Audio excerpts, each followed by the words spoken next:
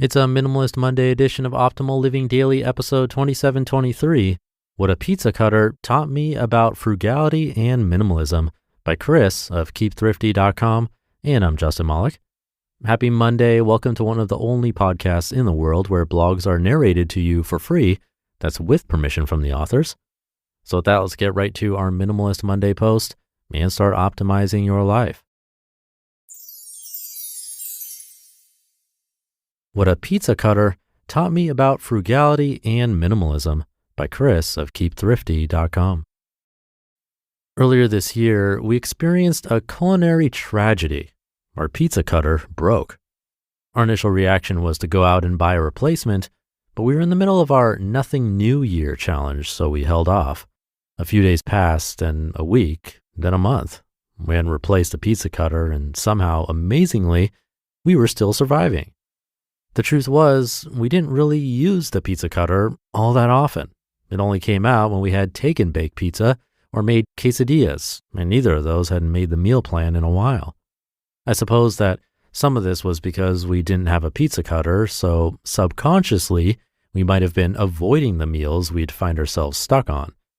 After a couple of months, we had forgotten all about the unfilled space in our kitchen drawer where our beloved pizza cutter used to reside.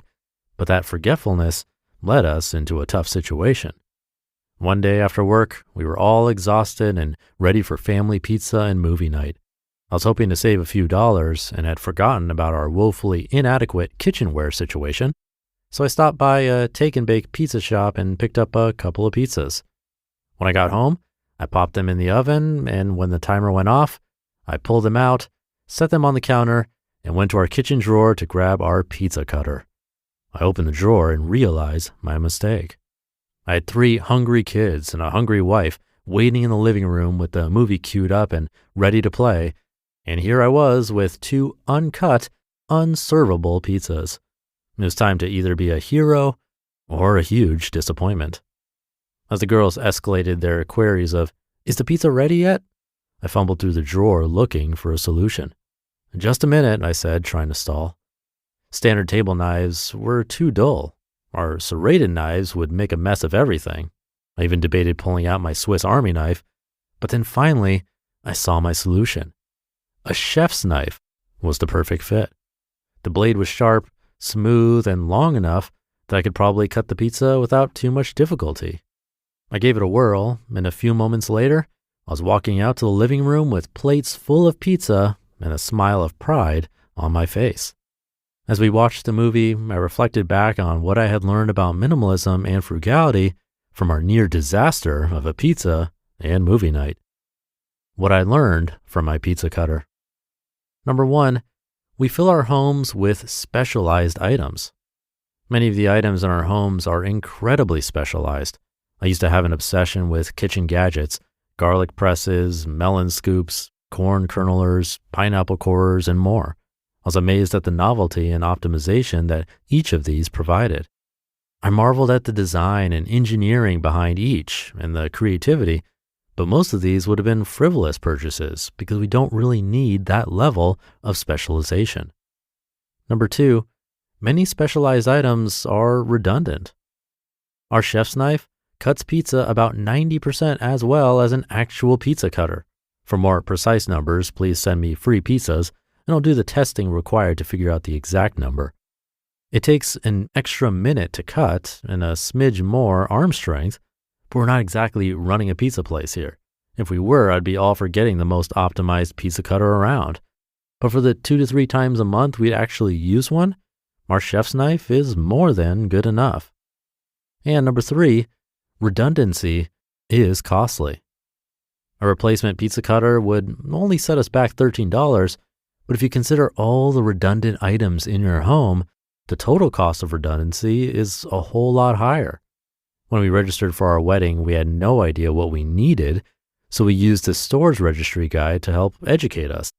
One of the most ridiculous things that came out of this was us registering for 72 different pieces of glassware.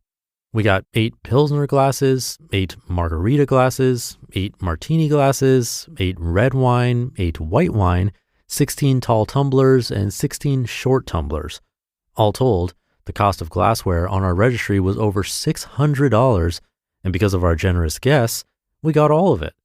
But we were just two people that didn't have any desire to host big dinner parties, two people that didn't even like margaritas, martinis, or white wine, two people that are perfectly happy drinking beer from the bottle and wine from a regular old glass tumbler. We got $500 in redundant glassware on our registry, and that $500 could have been put to much better use. Questions to help you identify and eliminate redundancy. If you want to figure out what's redundant in your home, use these questions as a guide. How often do I use this item? How well does the task this item is used for need to be done? Is this item used for other things as well or specialized for this purpose? And if it broke right now, could I find another way to finish what I'm doing? Other redundant things we've eliminated. Using this thinking, we've eliminated quite a bit more from our lives, which saves us on replacement costs and on clutter. Here are a few examples. Microwave and toaster. We've been able to heat and reheat all of our food using just our oven and stovetop for the last 18 months. Jackets. We used to have multiple jackets to cover the different seasons and different occasions, like dress up, dress down. But now Jaime and I each own one good, warm winter jacket that looks nice enough. Dress shoes and clothes. There's no need to own both black dress shoes and brown dress shoes if you just pick one color and commit. We picked black, so we were able to get rid of my brown shoes, khaki pants, and brown belts. And a can opener. Remember that Swiss Army knife I mentioned earlier? We use that instead for the 1 or 2 times a month we need it. What redundant things could you eliminate from your life? If you're looking to simplify your life and save yourself from future purchases, take a look at how the things you own can be used in different ways. Consider what you own that's redundant and see what you can do without. You'll find your space less cluttered and your bank accounts a bit fuller. You just listened to the post titled, What a Pizza Cutter Taught Me About Frugality and Minimalism by Chris of KeepThrifty.com. The last few years have been tough for our mental health, but thankfully we can look to our sponsor Headspace, which combines scientifically proven benefits of meditation and mindfulness with modern practices through their experienced meditation teachers. The wide range of teachers with diverse backgrounds and areas of expertise ensures there's a teacher and content to help you, whether you're a first timer or have been practicing for years like I have. And with over 1,000 hours of material on Headspace, it's easy to fit into my schedule, and I have no problem finding really meaningful meditations. Headspace has helped me and more than 100 million people worldwide. They can help you too.